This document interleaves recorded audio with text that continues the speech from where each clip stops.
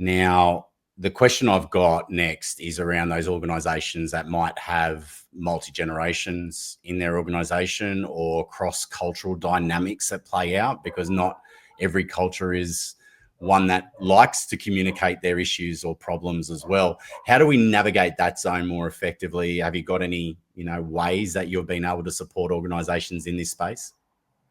Well, what I love about that question is it's speaking to one of the big issues I see when it comes to voice, employee voice, cultures of conversation, is that there seems to be an understanding or an assumption that when we're creating conversations in the workplace, it's about speaking up and it's about listening in, right? So we get the employees to speak up and we get the leaders to listen in, and that creates conversation.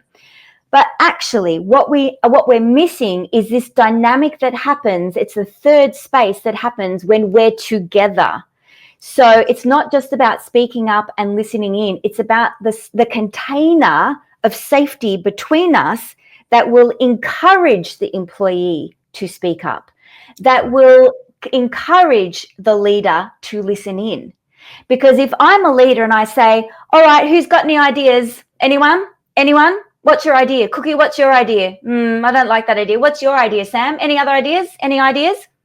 That is not creating a container where people want to contribute, for starters.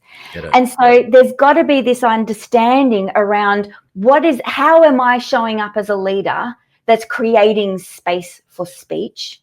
And how am I bringing enough psychological safety that I'm priming for contribution?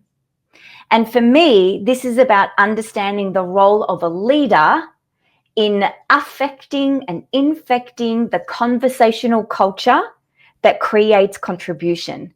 And for my money, if I had to go, what's the one skill for this? And I may be a little bit biased, and we have talked about this before, and I think you might know what I'm going to say. It's coaching skills. It's coaching skills. They are quintessentially the most human skills right now on the market. If you're looking for a capability uplift that covers things like psychological safety, inclusion, well-being, belonging, contribution, innovation, all that stuff, performance, we're balancing care, we're balancing accountability. All of this is housed in, remember that third space, the skill of that third space or those conversational containers comes from coaching skills.